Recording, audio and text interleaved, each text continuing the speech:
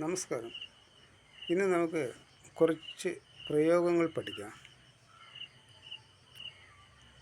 Could have,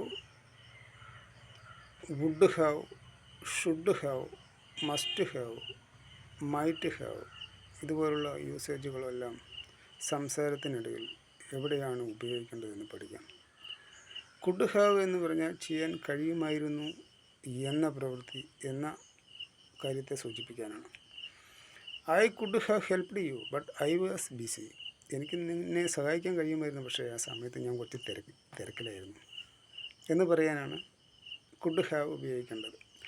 അതുപോലെ would have ഭൂതകാലത്ത് നടക്കാതെ പോയ, അന്നത്തെ സാഹചര്യം കൊണ്ട് നടക്കാതെ പോയ ഒരു കുറവിനെ സൂചിപ്പിക്കാനാണ്.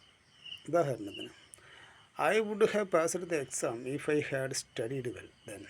അതായത് അന്നത്തെ സാഹചര്യത്തിൻ്റെ ഒരു ഖേദം പ്രകടിപ്പിക്കാൻ വേണ്ടിയാണ്. അന്ന് പഠിക്കാൻ കഴിയുമായിരുന്നിട്ടും പഠിച്ചില്ലല്ലോ എന്നുള്ള ആ ഒരു ഖേദം, മനസ്സിൻ്റെ ഖേദം പ്രകടിപ്പിക്കാനാണ് നമ്മൾ വുഡ് ഹാവ് ഉപയോഗിക്കുന്നത്. I would have passed the exam if I had studied well then. ഞാൻ നന്നായി അന്ന് പഠിച്ചിരുന്നെങ്കിൽ ഞാൻ തീർച്ചയായും ഞാനന്ന് ജയിക്കുമായിരുന്നു എന്ന് നമ്മുടെ ഉള്ളിൽ നിന്നുള്ള ആ ഒരു തേങ്ങൽ, ആ ഒരു ഖേദം, അത് പ്രകടിപ്പിക്കാനാണ് വുഡ് ഹാവ് ഉപയോഗിക്കുന്നത്. അതുപോലെ ഷുഡ് ഹാവ് ചെയ്യണമായിരുന്നു, ഇപ്പോൾ നമുക്കുള്ള വിഷമം പറയാനാണത് should have. Then I should have acted kindly towards her. അത് ഒരു ഖേദം പ്രകടിപ്പിക്കാൻ വേണ്ടിയാണ്. അത് ഒരു വളരെ കുറച്ചും കൂടി നന്നായി ഖേദം പ്രകടിപ്പിക്കുന്ന ഒരു കാര്യമാണ്. അതായത് I should have acted kindly towards her. അതായത് എനിക്ക് അവളോട് കുറച്ചും കൂടി ദയയായിട്ട്, കുറച്ചും കൂടി മര്യാദയായിട്ടൊക്കെ പെരുമാറാമായിരുന്നു, പക്ഷെ ഞാനത് ചെയ്തില്ല എന്നുള്ള ആ ഒരു വിഷമം, ആ ഒരു ദുഃഖം, ഇപ്പോൾ കഴിഞ്ഞ കാലത്ത് നടന്ന ആ ദുഃഖം ഇപ്പോൾ പറയുന്നതിന് വേണ്ടിയാണ് ഇതും ഉപയോഗിക്കുന്നത്. I should have acted kindly towards her എന്ന് പറയുന്നത് ആ ഒരു ഖേദം പ്രകടിപ്പിക്കുന്നതിന് വേണ്ടി. അതുപോലെ മസ്റ്റ് ഹാവ് പറഞ്ഞാൽ വളരെ ഉറപ്പുള്ള ഒരു അനുമാനമാണ്. She must have left already എന്ന് പറയുമ്പോൾ അവൾ പോയിട്ടുണ്ടാവും, അതൊരു ഉറപ്പുള്ള കാര്യമാണ്. അവിടുന്ന് പോയിട്ടുണ്ടാവും. She must have left already, അവൾ പോയിട്ടുണ്ടാവും. ആ ഒരു ഊഹം ശരിയാണ്. ആ ഒരു ഉറപ്പുള്ള ഒരു തീരുമാനത്തെയാണ്, കഴിഞ്ഞ ഒരു ഉറപ്പുള്ള ഒരു തീരുമാനം പറയാനാണ് മസ്റ്റ് ഹാവ്. അതുപോലെ മൈറ്റ് ഹാവ് എന്ന് പറയുമ്പോൾ അതൊരു ഊഹമാണ്, പക്ഷേ അത്ര ഉറപ്പില്ലാത്ത ഊഹമാണ്. ഷീ മൈറ്റ് ഹാവ് ലെഫ്റ്റ്, അവൾ പോയിട്ടുണ്ടാവാം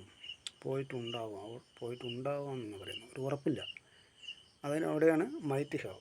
പക്ഷേ മസ്റ്റ് ഹാവ് എന്ന് പറയുമ്പോൾ she must have left already, അവൾ പോയിട്ടുണ്ടാവും, അതൊരു ഉറപ്പുള്ളൊരു തീരുമാനമാണ്, പോയിട്ടുണ്ടാവും.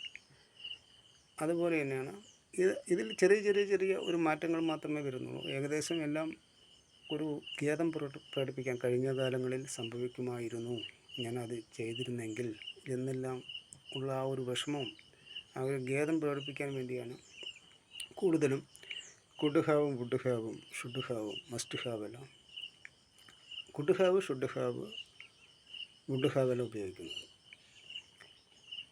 അപ്പോൾ ഇതെല്ലാം സംസാരത്തിനിടയിൽ തന്നെ വരണം. അപ്പോൾ നമ്മളത് സംസാരിച്ചിട്ടാണ് കൂടുതലും പഠിക്കേണ്ടത്. സംസാരിച്ച് പഠിച്ചുകൊണ്ടിരിക്കുമ്പോൾ നമുക്കിത് ഉപയോഗിക്കാൻ കഴിയുള്ളൂ. ബൈഹാർട്ട് പഠിച്ചത് കൊണ്ട് നമുക്കത് പ്രയോഗിക്കാൻ കഴിയില്ല. ആളുകളെ വിളിച്ച് സംസാരിക്കുക, സ്വയം സംസാരിക്കുക, പിന്നെ ഇംഗ്ലീഷിൽ ചിന്തിക്കാൻ ശ്രമിക്കുക. പിന്നെ വാട്സപ്പ് ഗ്രൂപ്പുകൾ ഇപ്പോൾ അവൈലബിൾ ആണ്. ഇംഗ്ലീഷ് പഠിതാക്കളുടെ കൂട്ടായ്മ ഒത്തിരിയുണ്ട്. താല്പര്യമുണ്ടെങ്കിൽ എന്നെ വിളിക്കുക, എന്നെ വിളിച്ച് സംസാരിക്കുക, നമുക്ക് ഒരുമിച്ച് പഠിക്കാം, സംസാരിച്ച് പഠിക്കാം. എനിക്കറിയുന്ന ഒത്തിരി വാട്സപ്പ് ഗ്രൂപ്പുകളുണ്ട്, അതിൽ ചേർന്നാൽ അവിടെ ഒത്തിരി പേരുണ്ട്, അവരോടായിട്ട് ഇംഗ്ലീഷ് സംസാരിച്ച് പഠിക്കാം. അപ്പോൾ എൻ്റെ നമ്പർ ഞാനിവിടെ പറയാം: 62 82 47 0663 എന്ന നമ്പറിൽ വിളിച്ചാൽ എനിക്ക് ഒഴിവുള്ള സമയത്ത് നമുക്ക് പരസ്പരം അങ്ങോട്ടും ഇങ്ങോട്ടും ഇംഗ്ലീഷിൽ സംസാരിച്ച് പ്രാക്ടീസ് ചെയ്യാം. സംസാരിച്ച് പ്രാക്ടീസ് ചെയ്യുന്നതാണ് ഏറ്റവും നല്ല എഫക്റ്റീവായിട്ടുള്ള പഠന രീതി. കാരണം നമുക്ക് ഓൾറെഡി അറിയാം എഴുത്തും വായനയെല്ലാം സ്കൂളിൽ നിന്ന് അറിയാം. Okay, thank you. Good bye. വീണ്ടും കാണാം.